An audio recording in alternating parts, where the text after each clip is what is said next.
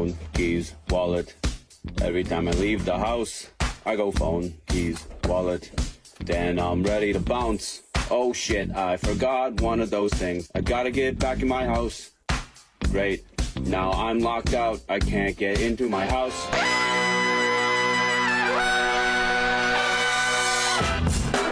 Good morning, sweet world, and welcome to the No Dunks podcast on the Athletic Network. It's Friday, October 25th, 2024. This is The Drop.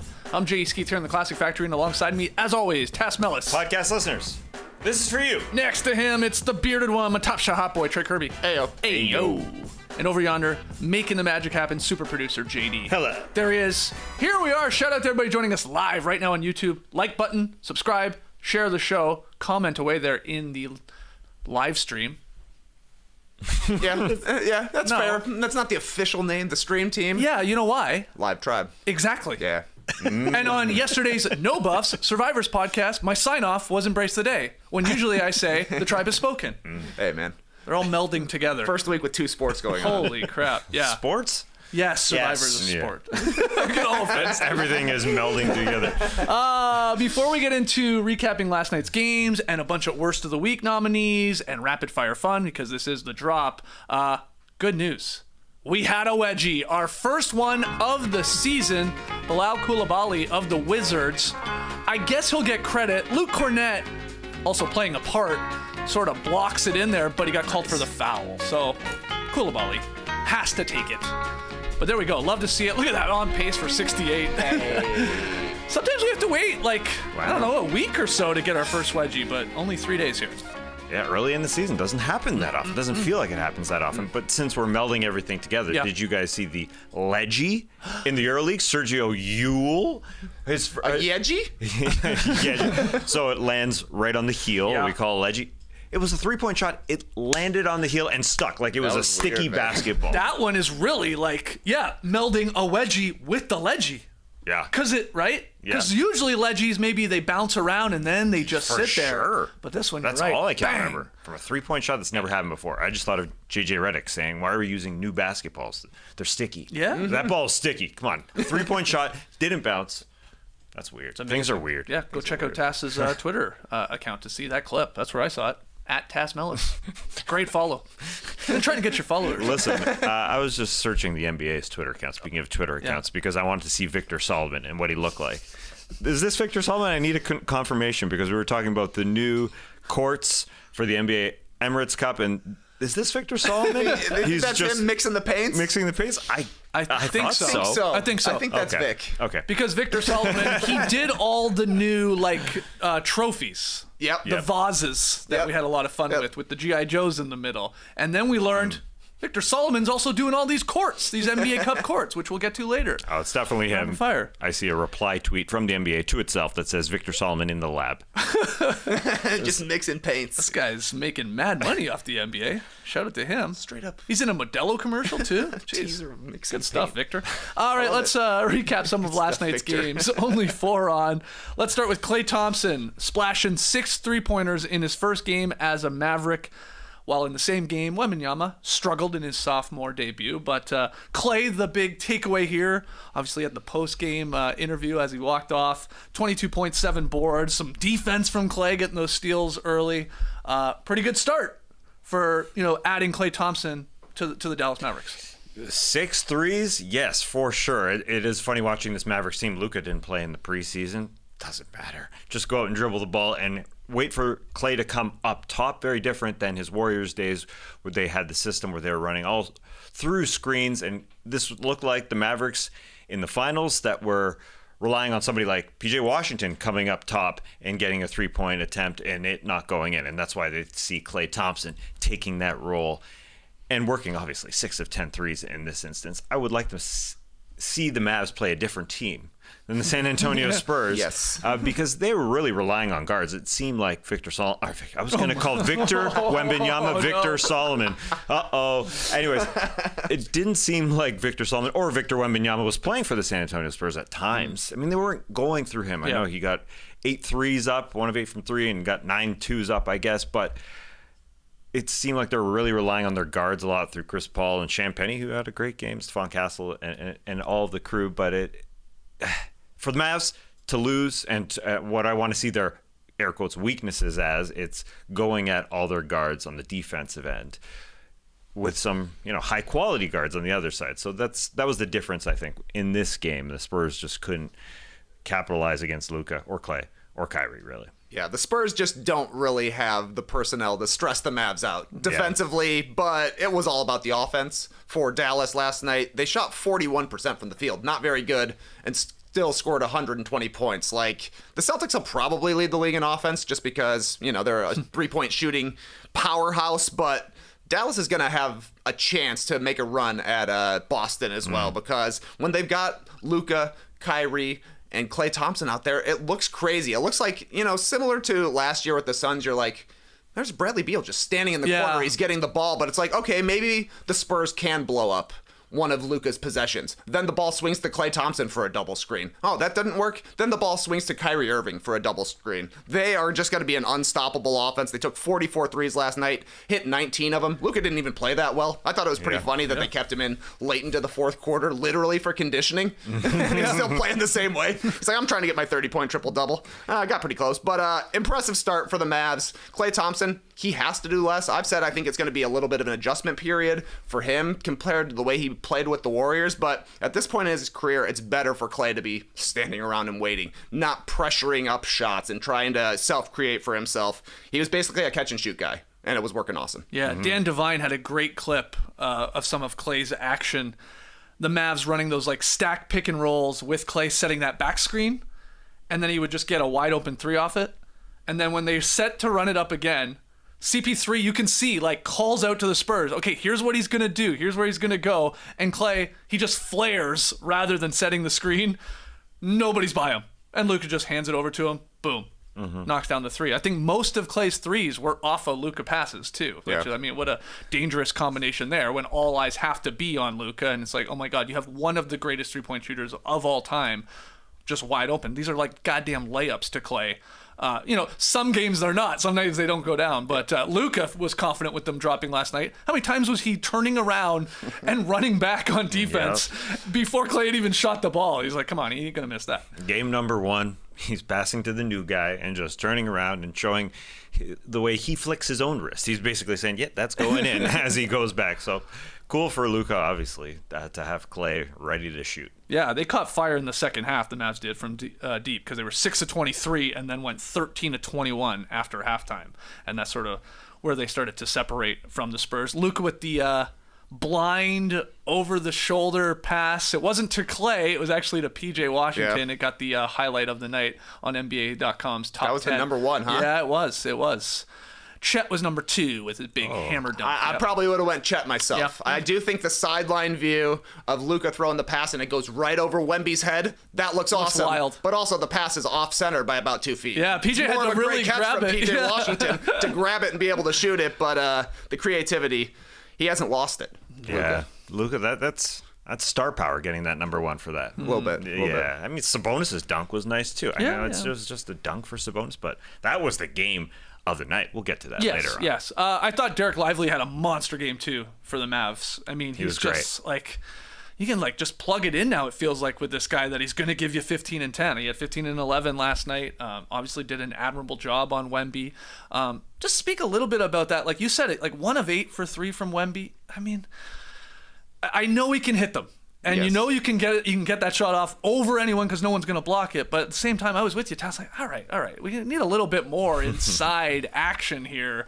I just don't love seeing a guy that's 7'4". I know I sound old doing this, taking 8 3-point attempts when he could be operating a lot more in more comfortable spaces around the basket. It was going way too much through just the ball handling of their guards and just kind of a pick and roll situation. Now, the Mavs did a good job at pushing Wemby. Yeah. Lively and Gafford. They did a really good job of getting extremely physical.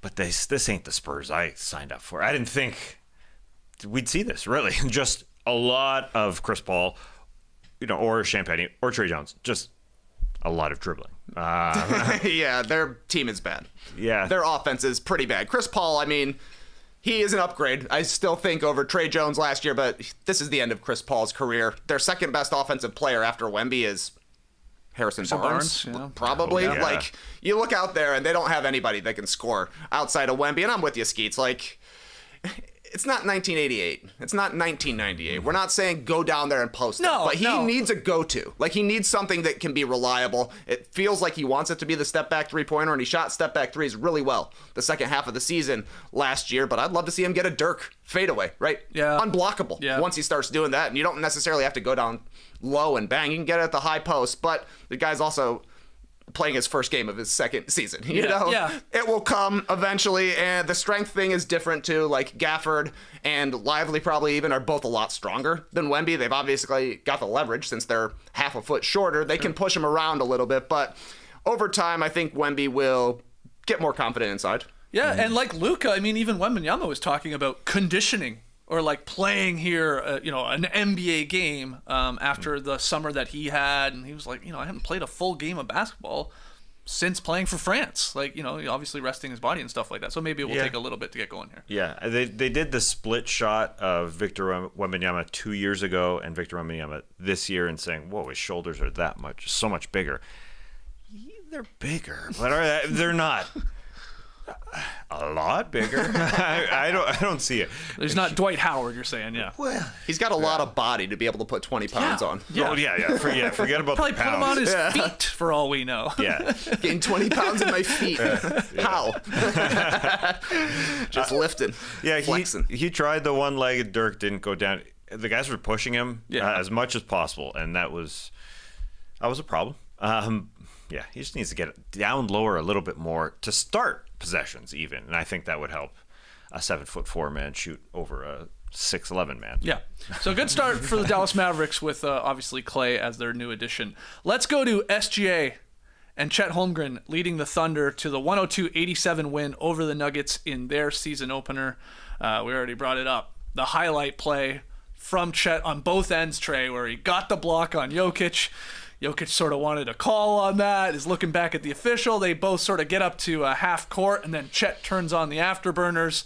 SGA with a beautiful bounce pass in motion there, and Chet slams it home. But 25 points for Holmgren, and he was awesome on both ends. He looked amazing in this game. Yeah, the block to dunk sequence was kind of a microcosm of the whole game. I thought Chet was awesome, and the main thing that stuck out to me was it kind of felt like he was the number 2 guy for the Thunder last night. He was second in the team in field goal attempts after Shea, obviously. Basically the same usage as Jalen Williams. And it just felt like Chet was putting the ball on the floor and creating his own shots quite a bit in this game. I mean, if he's able to play this well, he ain't going to play this well the entire time. He went, 11 for 13 from 2-point land, 0 for 5 from 3, but he was blocking shots, he was getting steals, and he looks super confident with the ball in his hands right now.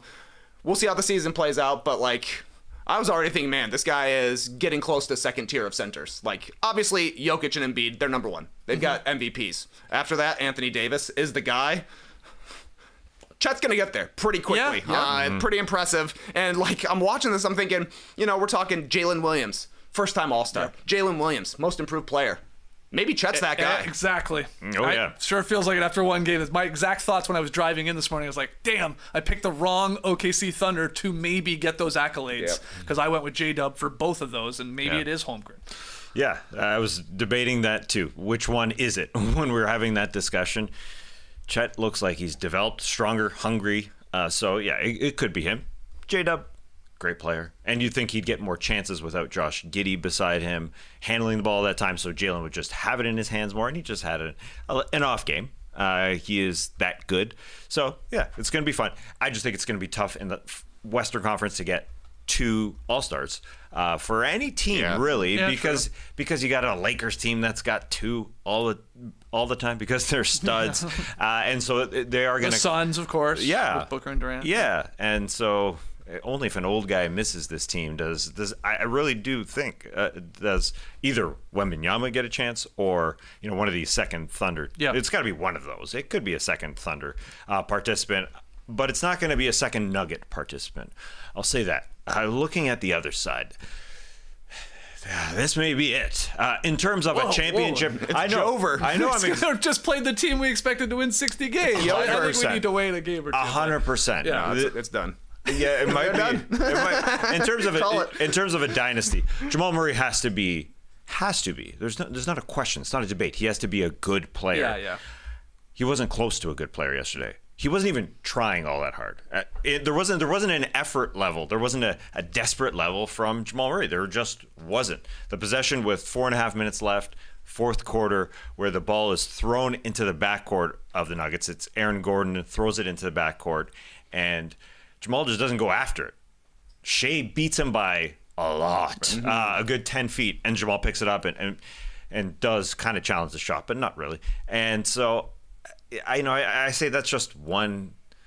I say all I'm saying, but I am pointing to this one possession because there just seems to be lacking a grit, desire, and maybe that is just a championship team these days. Maybe you just kind of take the foot off the pedal a little bit. It's happened before with other championship teams. Jamal Murray has always been a playoff guy to pick it up. And so especially in this regular season, he's never been a great regular season guy. We're talking about All-Stars, the guy who could be, the number 2 guy in a championship team who never makes an All-Star game, which is really weird when you think about it. But he just didn't have it. And a lot of the guys didn't have it. I think the only guy who did really play hard every single possession was Christian Brown. He was really good in this game. The one guy who wasn't a huge role on a championship team, maybe that's a part of it. I don't know, but he had a +8, and I know it'll be different in another game against the Clippers on Saturday. I don't know if they win when you got a bunch of guys you can throw at Jamal Murray. They just rely on him a lot, and so they tried to run out him in the second lineup with him and Westbrook, and it just wasn't working. They're a little older, they're a little slower, as you could see out there. And the Thunder just looked so much more athletic in this game. Yeah. Russ did not have a great start here for the Nuggets.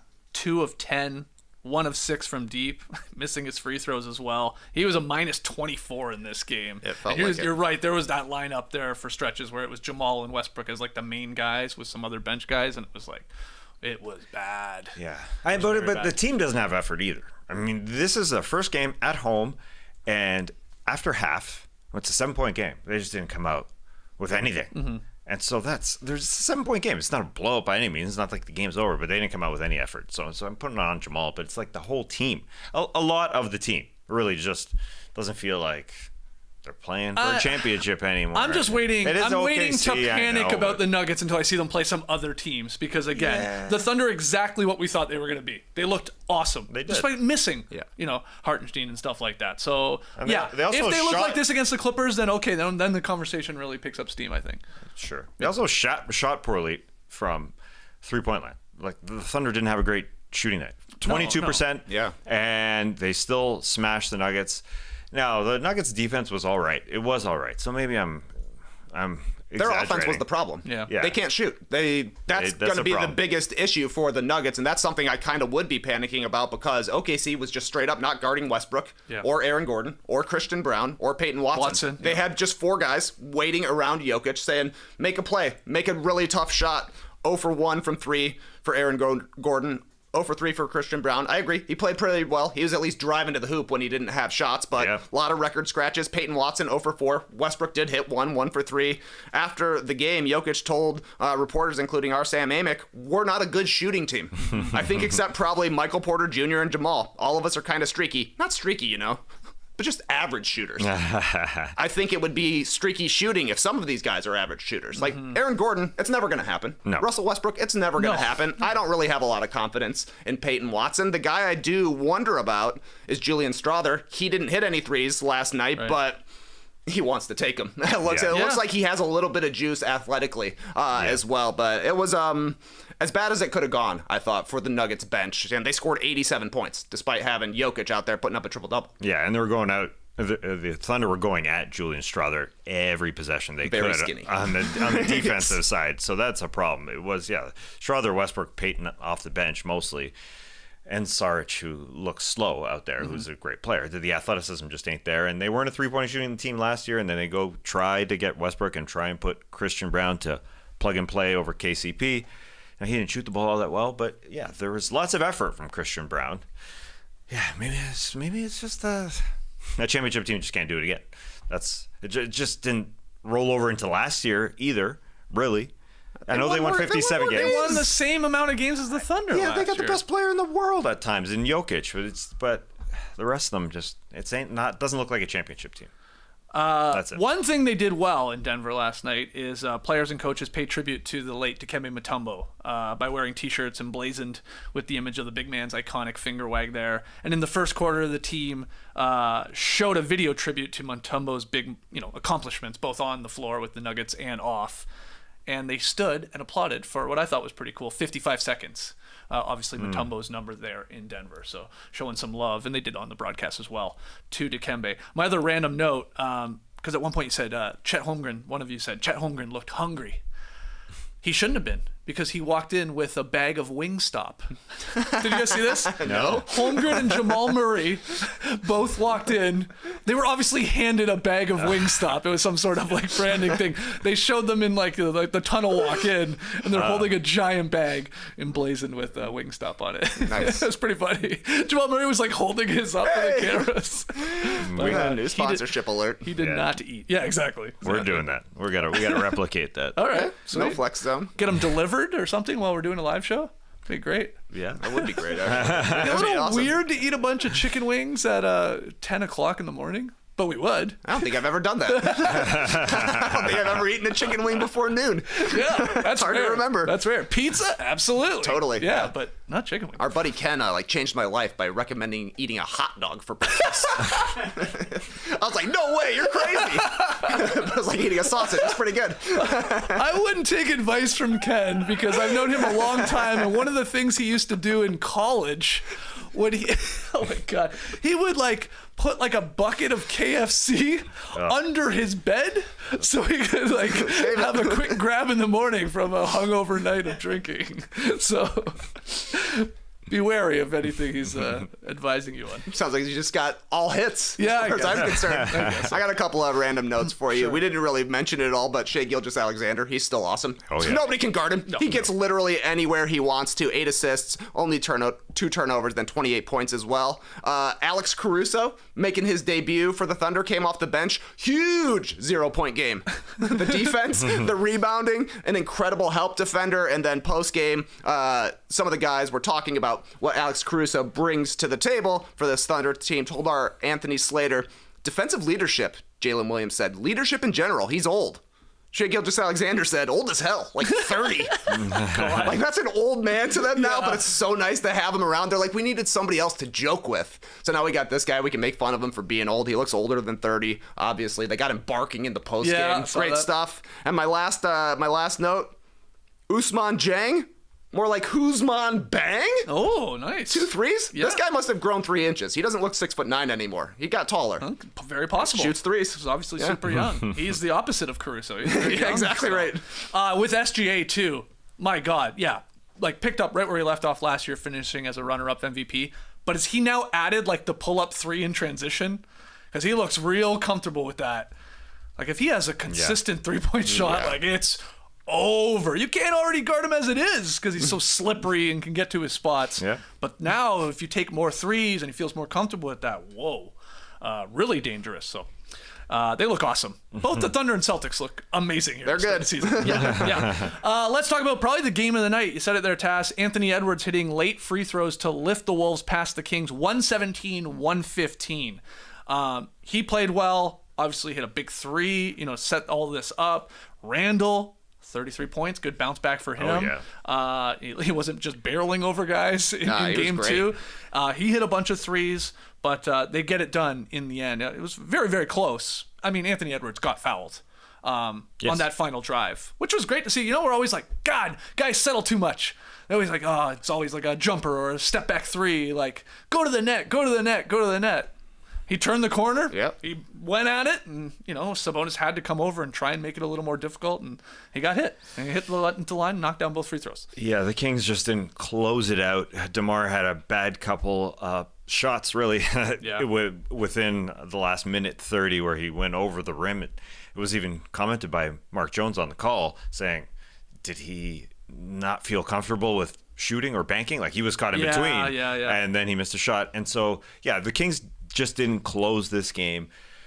But they played so good, so balanced, and they had a great lead in the third quarter. And I thought big run for the Wolves was an 11-0 run.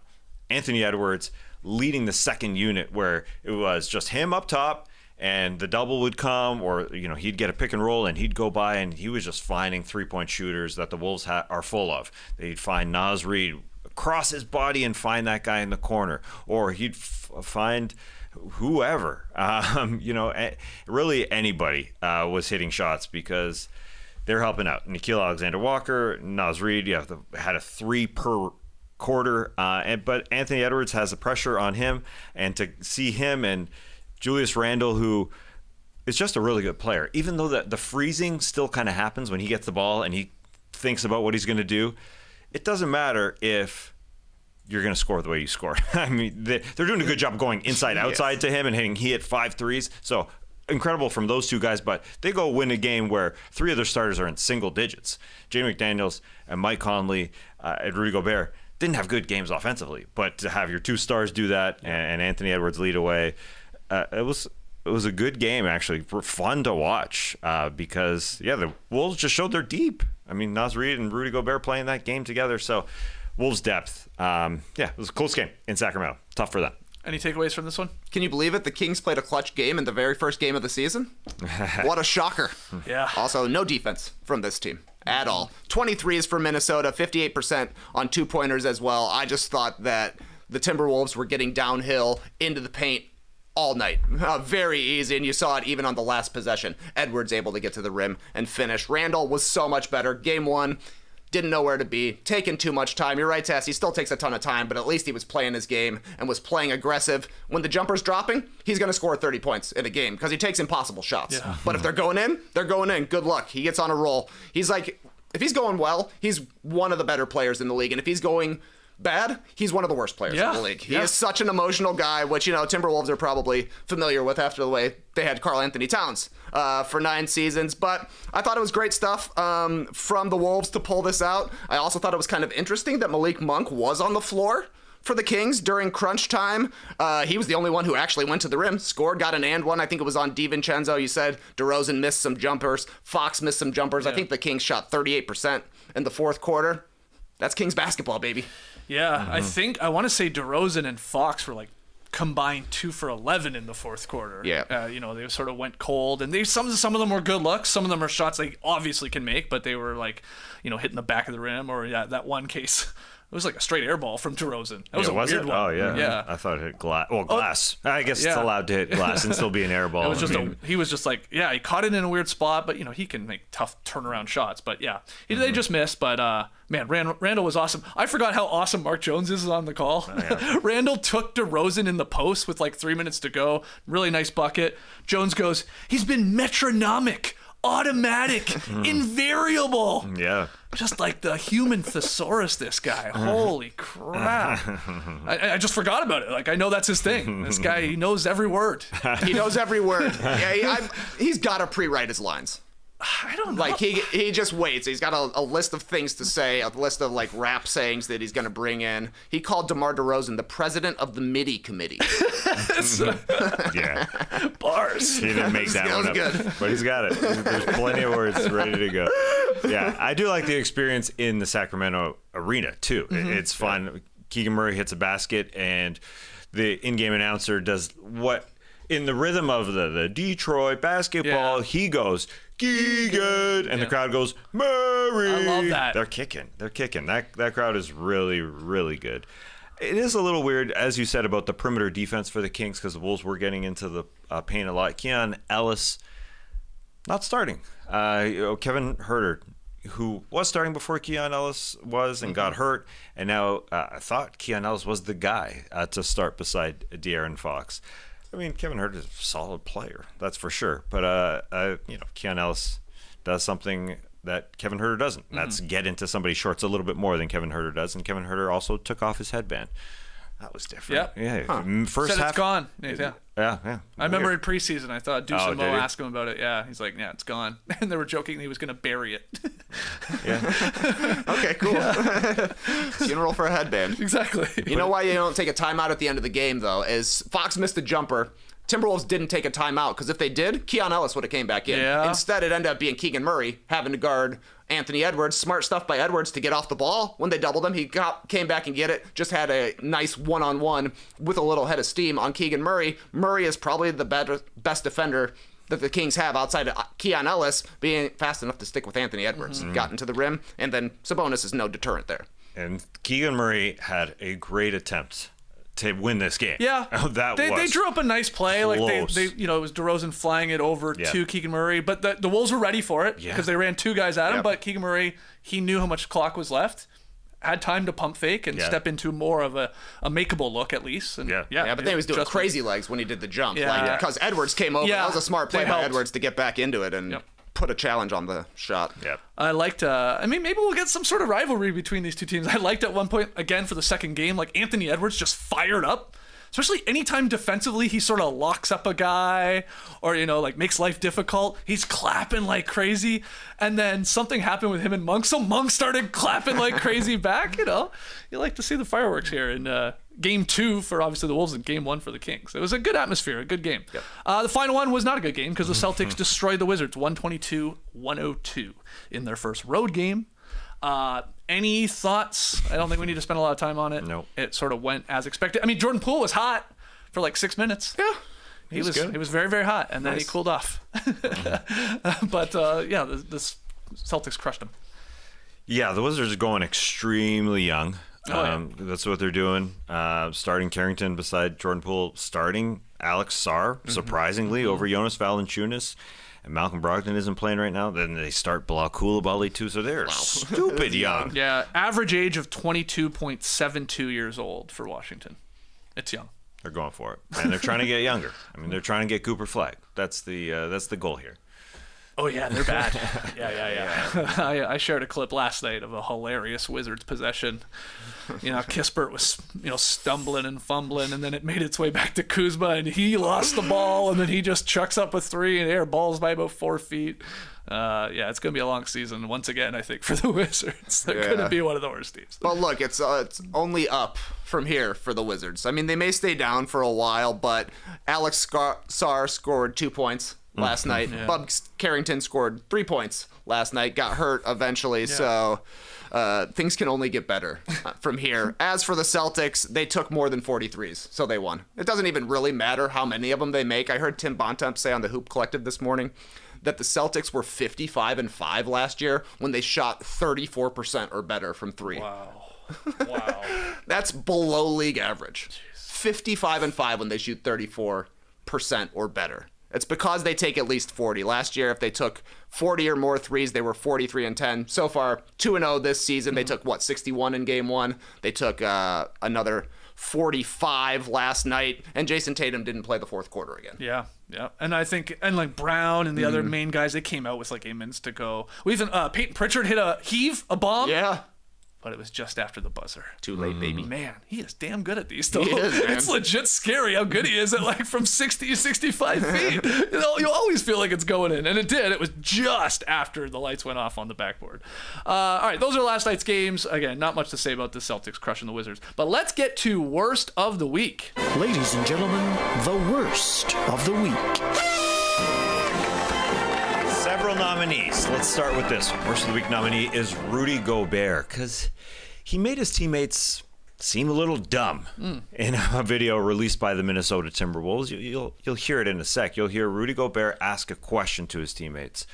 Where is the country of Egypt? What continent is Egypt in? And then you'll hear Jaden McDaniels, Naz Reid, and Rob Dillingham answer. Here it is. Which continent is Egypt in? Which continent is Egypt in? What? Which continent is Egypt in? Bro, I don't do school, bro. Which continent is Egypt in? What's that? Go first. Which continent is Egypt in? I don't know. I play basketball. Which continent is Egypt in? Now, to repeat their answers, it was Jaden McDaniels, bro, I don't do school. And Naz Reid, Didn't want any part of it. I'm a basketball player. I'm a basketball player. Rob Dillingham deserves some points here because he put the onus. Funny. He put the onus on Naz Reid to answer before he did. He literally went to the back of the line, hoping Naz Reid would have the answer. Go first. Yeah, and so I give Rudy Gobert Worst of the Week nominee, but is it the Wolves for releasing it? It's a little weird, I gotta be honest. Is it the other three guys for not knowing where Egypt is? I can't blame them. I mean, is it taught in American school? I don't think so. I mean, it's just a map, but American school doesn't go to maps at all. Anyway. It is. It was just a weird all video. around. Yeah, it's a sort of a worst of the week to everybody, I think. Yeah. I mean, these guys did go to college. It's a little strange to maybe not know where Egypt is, or at least what continent. Yeah. And then for Rudy to I'm gonna get these guys, and then for the Wolves to put it up. Yeah. It's a bit of everything. There's definitely a feeling that he knows that they don't know. Got him. Suckers. You don't know maps like we do in France. Anyways. Bruh, I don't do school, bruh. I'm gonna say that for sure. Any tough question, any easy question that I don't want to answer.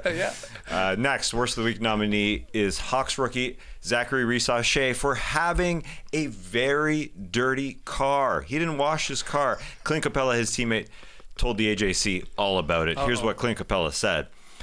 I saw that he had bird poop on his car. I'm like, okay, Zach, it's been like 5 days. You can't have your car looking that way. It's a nice car. You just got it. I'm going to send you an address where you can get your car washed. And it took him another 5 days. And one morning I'm like, Zach, it's an off day today. You got to go get it clean. And eventually he went. And the next day I was like, so it wasn't that bad, right? He said, no, I didn't even have to get out of my car. And so a drive-through car wash, or I assume, or maybe just he got the outside clean and he just sat in the car. I don't know. I assume a drive-through car wash. Yeah, I assume so. Or the more expensive one. No, I say the more expensive ones you actually have to get out of your car. Well, not necessarily, I guess. If you're like, hey, just wash the bird poop and wash the outside of my car, and I'll just sit in my car. I don't need it detailed. Maybe. I guess so. Yeah. JD grabbed a photo there of a red car with bird poop. Now, that's not Zaccharie Risacher's car. We're not going to reveal his car, although it's nice according to Clint Capella. Yeah, it's a very nice car.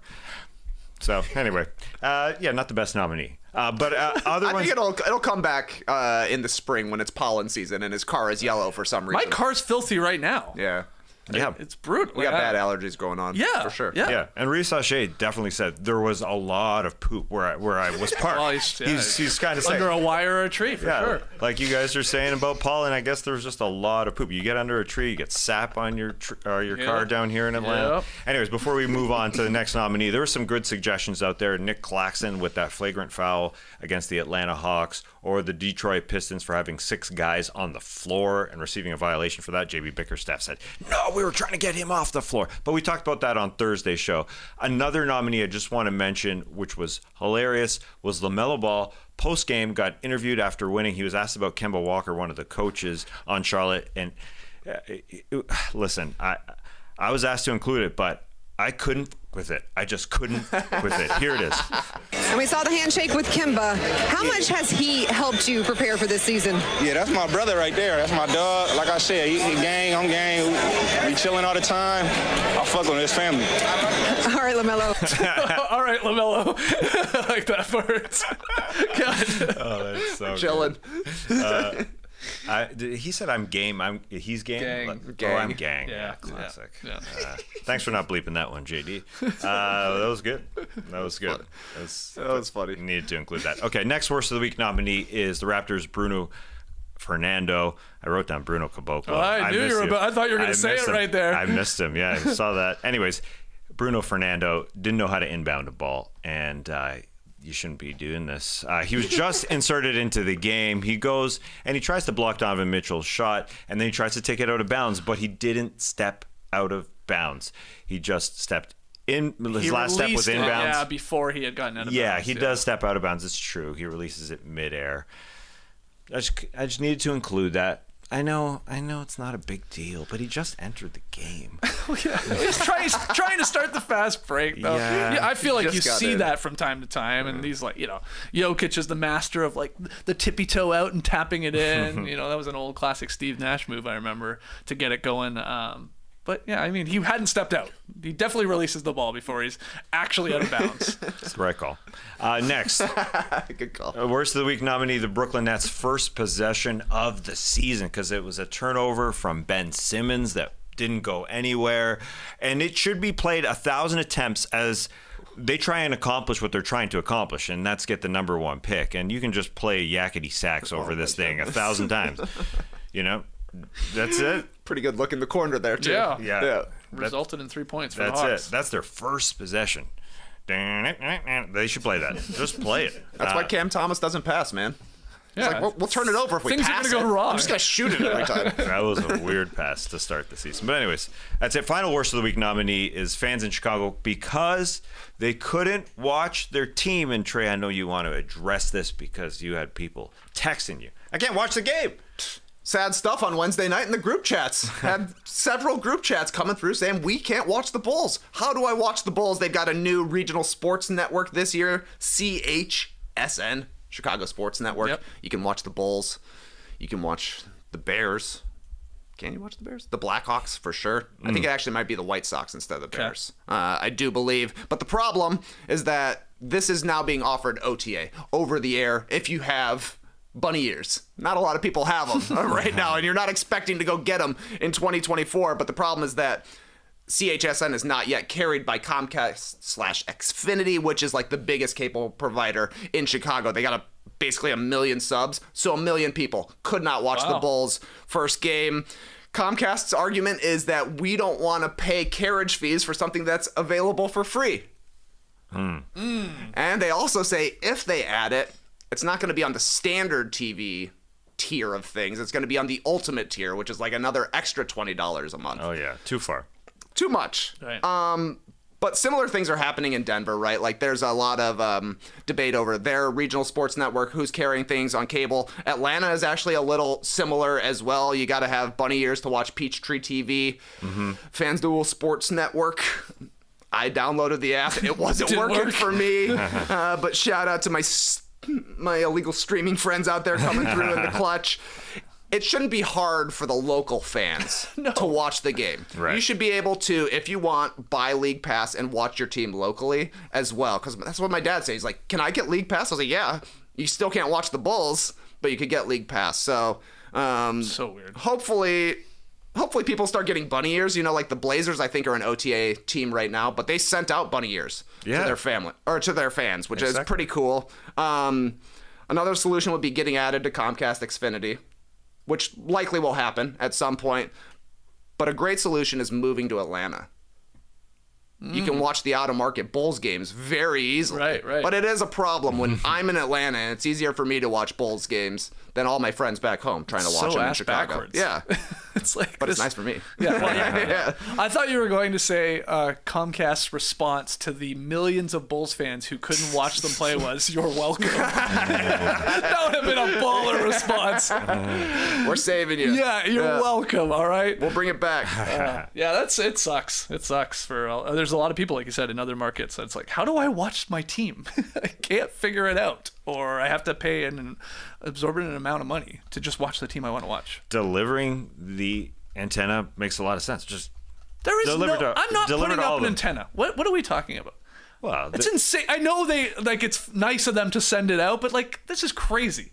This is 2024. How hard is it to install it? Well, like, do you have to get I don't onto know the top because of I'm your not doing it. I do not know. Yeah. Or is it one of those antenna you could maybe put on your TV? It's that strong. Well, like you literally probably just is. sit it there. Yeah. But then It's not what? that hard. But then I got to change the source on my television. You got to change the Come on, source. get out of here! This is ridiculous. I don't want to change my I should source. pay for League Pass and be able to watch every goddamn game I want. Yeah. Done. League Pass, yeah. That's gotta be part of Or the next... pick the team I want to watch, because you can do that as well, can't you? But of course, not in your own market. Oh, absolutely. Yeah. League Pass, it's an issue with League Pass, period. I talked about it on yesterday's show, how I put in my zip code and it says, you can't watch Atlanta Hawks games. Well, right. But I'm saying Trey could. And then I put in the Orlando Magic's zip code. And I thought about it. I said, you know what? I'm going to go North Florida. So maybe it's in between both cities. Sure. It didn't work. They said that's Florida. You can't watch Orlando, which is dumb. I mean, the whole League Pass thing is dumb. I think it must be changing with the next TV deal. I hope so, but I assume. will it? Maybe. Didn't they just sign it? Yeah. but it's for next year. Yeah, true. So maybe We'll see what happens. But I could be totally wrong. But I mean, I think they still have this option. Like Trey, living here in Atlanta, could be. I only want to pay to watch all the Bulls games. Like it's like on League Pass.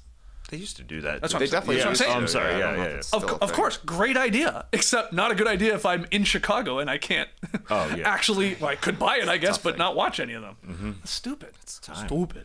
I see the CEO here of CHSN is Jason Coyle, not Jason Doyle. We should contact him. We know who he is.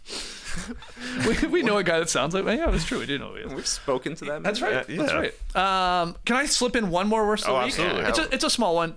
Did you see the officials screwing up the Warriors-Blazers game? This is funny. No. So the NBA found a scoring error, one where the Warriors weren't credited with a free throw that D'Anthony Melton made with 2 minutes left in the third quarter. So the league revealed like this miscue on Thursday, changing the final score from that game from 139 to 104 to 140 to 104.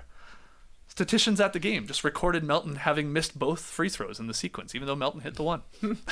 Nice. It's like, I just always like, there's somebody running the audit on this, I guess. Or like, what happened here? Did like Melton notice his box score wrong, like, missing a point? I went 2 for 2 at the line. Oh yeah, or like somebody on the Warriors staff. Like I had 140 points. You know, like you ever go watch like I go watch my godson play baseball, and there's always one guy or one woman scoring it for the home team, and another parent doing it for the away team. And then there's like sometimes there's issues. Like, oh, hold on, I thought we scored 3 in the top of the 4th. I got us down as 2. You know, stuff like that. Yeah, they still do that, huh? Oh yeah. Well, I went to a batting cage where they had a little bit of, not a batting cage, a baseball field with a cage around it, where they have, you know, the scores table elevated just above. Oh yeah. They do both, I assume. Dude, it's behind the bat. It's behind home plate. I can, ironically, I could watch my godson play baseball online easier than I could watch the Atlanta Hawks here in Atlanta play basketball. They literally stream these games. It's amazing. And you can get an app where it's America. like updating it. Like it's wild. I don't know, America. It's crazy. How are we supposed to know where Egypt is when we have all of this I know. sports to watch you're right. online? Am I right? You're Yeah. Sure. That's a good point. It's hard to remember where this country is on Earth, but all of my brain space is taken up by figuring out how to plug in antennas and where children are playing sports. Yeah.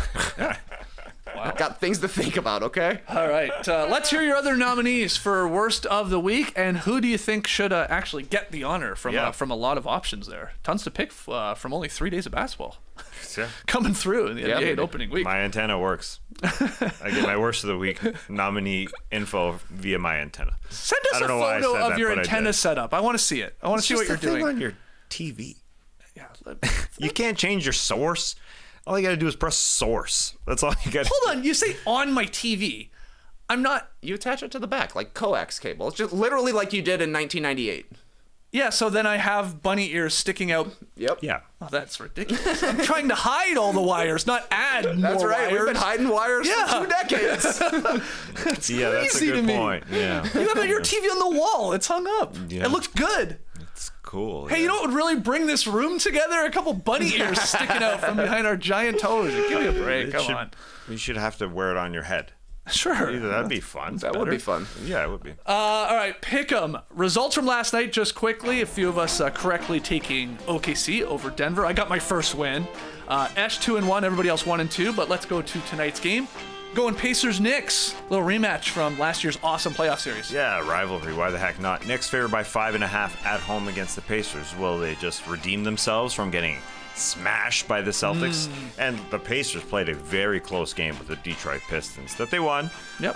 But they didn't cover the spread in that game because it was very close at the end. So who do you got? I took the Knicks. I don't know how great I feel about it, but I took the Knicks. And Trey, you got the Pacers. Yeah, I got the Pacers. I've been liking picking home teams, but then I lost 2 in a row. And I was impressed by the Pacers going into Madison Square Garden last season. You know, they're going to be playing with a chip on their shoulder. It wasn't just a fluke. Tyrese Halliburton will elevate his game, and that's too big of a line.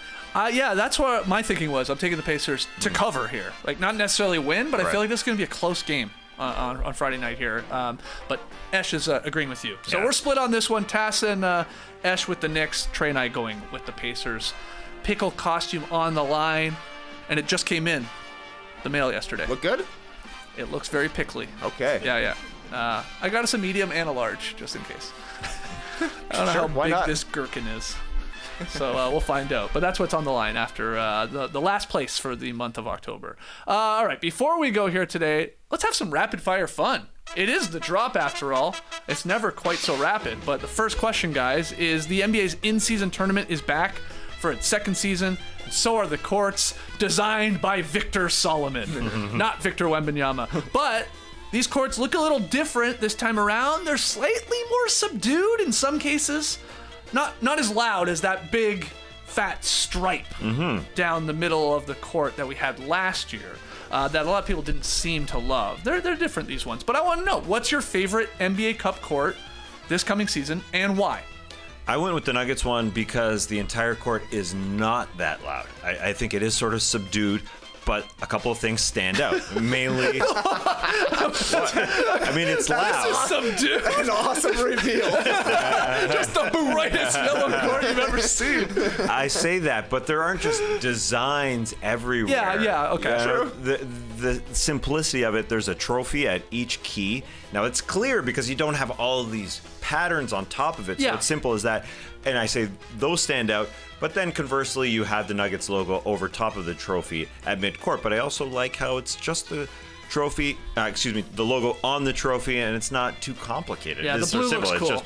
It's just like Victor Solomon just dragged the Nuggets logo over top of the trophy, and there it is. So I kind of like it. It's simple, but also, as you guys mentioned, you're right, it's loud. It's, as JD changed it here, and we see it here on our in-studio monitor, it's loud. But not at the same time. Mile High City there, written into the floor. Yeah. You don't like the miles thing. I sort of don't like how they did it, like how it goes at the top left and then down to the bottom right. I don't know. I'm not the biggest fan of that. But I hear you. Hey, I do like. I hear what you're saying with the pickaxe logo there at half court. I think that looks good over the NBA Cup. Yeah. I like it over the stripe of last year, Victor. Yeah. It's better than last year. Victor did a good job. Yeah. What about you, TK? Did Victor Solomon design the NBA Cup as well? Probably. So. I mean, who else would do it? Yeah. the NBA has two guys to make things. A guy that only does jackets, Jeff Hamlin, or Hamilton, what's his name? Hamilton, yeah. Jeff Hamilton, and Victor Solomon does everything else. That's right. That's all they have designing things. And they're killing it. That's good. I agree with Tass. I like the circles better. I think these are better than last year, and it seems that one of Victor's big initiatives was getting the teams to help with what the overlay is going to be. So like Mile High City for Denver. So I was kind of focused on the overlays. I went with the Sixers as my favorite. Okay. They're mostly blue, 3 different colors of blue.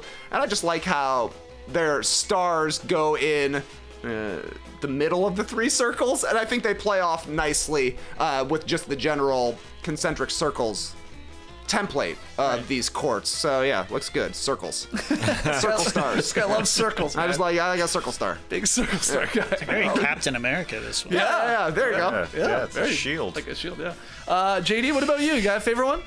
Yeah, this was tough for me because I don't like any of them, to be honest. Really? I don't like the template with the trophies, like 3 trophies on it. That's a lot of trophies. You know what I'm saying? Yeah. Yep. And a lot of them feel like photoshopped. The Raptors one, it's got the nice pinstripe, like the lightning bolt pinstripes, but then the newer logo slapped in the middle of it. Very strange. But I went with Charlotte Hornets. Okay. Yeah. I think this is the colors go well together. Nothing is really bashing me in my face, and I love the honeycomb, the hive thing. The hive is alive, and the logo looks pretty good. It looks like it's supposed to be there. I think we got the top 3 actually out of maybe Portland. I like Portland's. Portland was pretty good. They had a cool overlay for sure. Yeah. But yeah, I think I like the stripe better, if I'm being honest. Okay. But we'll see. We'll see. It's hard to tell just like the design of it when you see the courts. Like it's different. Yeah. Some of them look better. Some of them look worse. Exactly. Like in person with the lighting and the uniforms on them and all that. Yeah, that's a good point. All right, next one. 2 days after the Lakers picked up an opening night win, LeBron hit up Twitter/X for some advice on the best place to order comic books from. Sort of out of nowhere. Apparently, LeBron used to collect when he was younger. Batman is his favorite. But again, he was really looking for the place to buy them. And I saw a lot of comic book artists, hey, I got you. I'll hook you up. Yeah. The suggestions were rolling in, but I say, why stop at comics? Why don't you recommend another piece of media, be it a TV show, a movie, a podcast, anything you want, really, to LeBron James? LeBron should watch the Vince McMahon documentary, because he was obviously a wrestling fan. We saw him at, what was it, WWE Raw when he was a kid, and he had the flip phone. Yep. So he likes wrestling. He's worn Undertaker t-shirts before. Oh, is he? Yeah. Oh, yeah, that's true. I mean, we're a similar age to LeBron, and close enough. Yeah. And so when I watched the Vince McMahon thing, you go down memory lane. Here are all the wrestlers I knew. I was saying, whoa, Kamala, whoa, Elizabeth, just random wrestlers. Yeah. They didn't talk to any of those interviews or those people. I just saw them and I just said their names. It's like naming old basketball players. So LeBron should do it. Was it the best documentary? No, but it's long as well. I mean, I don't know how many hours LeBron has. 6 parts. Yeah, I'm not selling it, I guess. But it was fun going down memory lane. Yeah. I would have loved to hear more from the people who were abused and the controversies that Vince McMahon went through. That's for sure.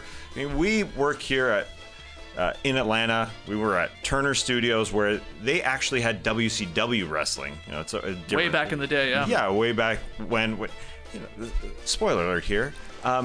One of the camera people who worked on our show and then worked in wrestling as well said that some wrestlers would pee. This is disgusting, okay? But some would pee in the ice in a hotel. Like they would go and stay in a hotel. Oh, like the ice maker. The ice maker. Machine. The ice maker, yes. Would pee in the big vat of ice at the bottom of the ice maker. Anyways, why I say that, because there's a lot of disgusting things that happen in wrestling that weren't reported on here. There's no stories. Give me the sub stories. Give me some of the sub stories, because it is wrestling and a lot of weird things happened. Although it was fun to go down memory lane. Yeah. So yeah, watch it. All right. TK, you got a recommendation? Yeah, I had 3 recommendations. Here's a recommendation. Avoid the ice. No ice at hotels. You think LeBron watched Starting 5? Great question. On Netflix, he's like, well, I lived it. I doubt it. I doubt it. But then again, he's such a basketball sicko. He might want to be like how Ant is going about his preparation, Tatum and stuff like that. He may have also been involved in the production, so maybe he had to. Watching the dailies. Final cut. Yeah. How my Beetlejuice costume look? But I had three recommendations, and then I saw that the last 2 words in the question were to LeBron. So I don't know that he wants to watch The Conversation, a 1974 movie starring Gene Hackman about surveillance. I was also going to recommend All the Colors of the Dark, the best novel I've read all year. Okay. But the first page is fine. Yeah. It's like the next 560 are awesome, though. Great book. So I will recommend Logan Lucky to LeBron James. Okay. I watched this movie just recently. I don't know, it came out like 2018 or something like that, starring Adam Driver. It's a Steven Soderbergh movie. It's a heist movie. It's kind of like The Town. They're trying to pull a heist at a NASCAR event or something like that. But it feels like a Coen Brothers movie where like every single character is an actual character. It was really funny, really well done. Recommended to LeBron. I have never heard of this movie. Same. I mean, this looks interesting. It was so much better than I thought it was going to be. Yeah, it was good. Why did you watch it out of curiosity? Like, was it recommended to you by someone? I think I heard it on the Big Picture podcast. Okay. They're like, oh, this is actually pretty good. Then my friend Tony Porro. Oh, you know about Tommy Porro. Holy Do you know about crap. Tony Porro? Wow. My friend Tony Porro recommended it. I was like, okay. I heard Sean Fennessy say to watch it, and I heard Tony Porro say, I'm going to check it out. I thought that was a real Victor Solomon Wembanyama mistake. I didn't think there was a Tony Porro. Just wait until Jerry Porro makes a recommendation. How many Poros are there? 4. Really? Yep. All brothers? Nope, one sister, Mary Eileen. Oh, she's got 2 names. Yep. All right, what are you recommending to LeBron, JD? And you are a comic book guy. Yeah. Or, well, I guess you used to be. I used to be just like LeBron, except I was more of a Marvel guy, so Batman wasn't in my my lexicon. But Tass, you inspired me. I'm changing my answer on the fly here. I was gonna say the Jon Favreau movie Chef, because it's about a father and son. It's really heartwarming. But I'm gonna go with Fighting with My Family. Have you ever seen that movie? It's directed by Stephen Merchant. It's about Paige, the wrestler. Oh, you love this movie. This Yeah, movie. you've brought this up before. Yeah. And it's just so wholesome and great. You got to watch it. And it fucking bombed. Like, did terrible at the That's box office. surprising because wrestling fans are very loyal to their stars. Yeah, it's The And Rock usually is they turn in it. Yeah. Like, it's crazy. But anyway, check out Fighting with My Family. LeBron, you'll love it. Okay. You're a family man. You'll love it. 93% on Rotten Tomatoes. Yeah. That's good. Come on. The telling critics you. didn't like it, eh? Yeah. All right, final one here. Ohtani, Judge, Soda, Betts, Freeman, Cole. It's Yankees versus Dodgers. World Series showdown. All sorts of history, all sorts of talent, obviously. Game 1 goes tonight at 8 p.m. Eastern on Fox. You ain't need bunny ears for this one, baby. So call your shots, Bambinos. Who's winning it all? How many games are we going? And who's the MVP?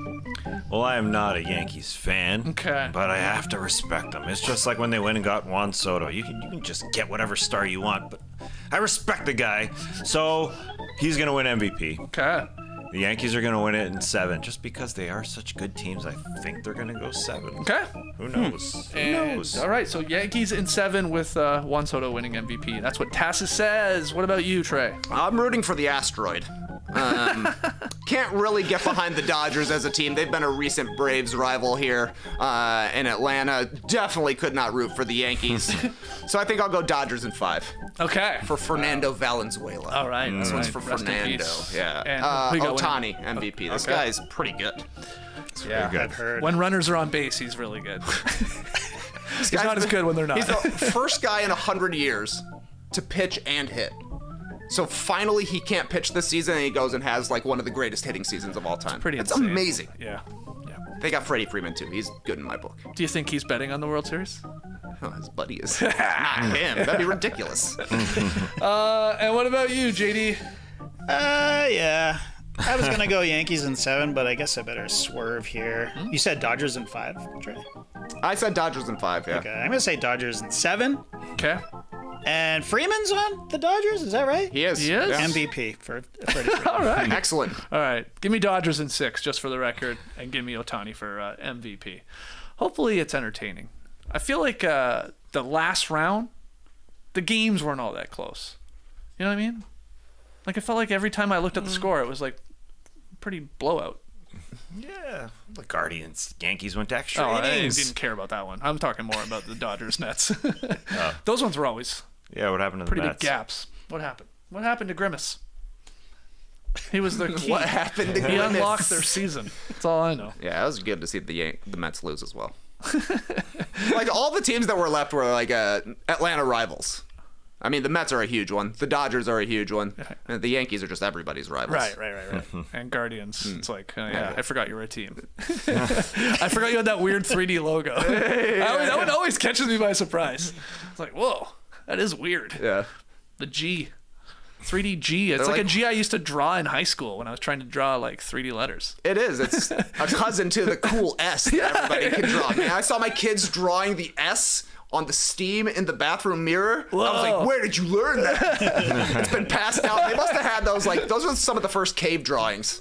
They had that cool S drawn. And it's been passed down from generation to generation. Probably.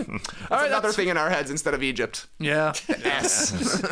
All right, that's rapid fire, not so rapid. That's the drop. Hopefully you enjoyed it. If you did, hit the like button, subscribe. Podcast listeners, 5-star ratings and reviews. We're back on Monday for a full week of No Dunk, so join us at 10 a.m. Eastern, live here from the Classic Factory, recapping the busy NBA weekend. 25 games on. A lot of games on Friday, Saturday, Sunday. So we will do winners and losers of the NBA weekend. Always a fun show, those Monday shows. So hopefully we'll see you then. Till then, Clipper Pros. You heard it here first. Have a great time. Turn up. Love you guys. Awesome. Thanks for joining us. And remember, Survivor, the show, is a sport. I learned that today. Brace the weekend, people.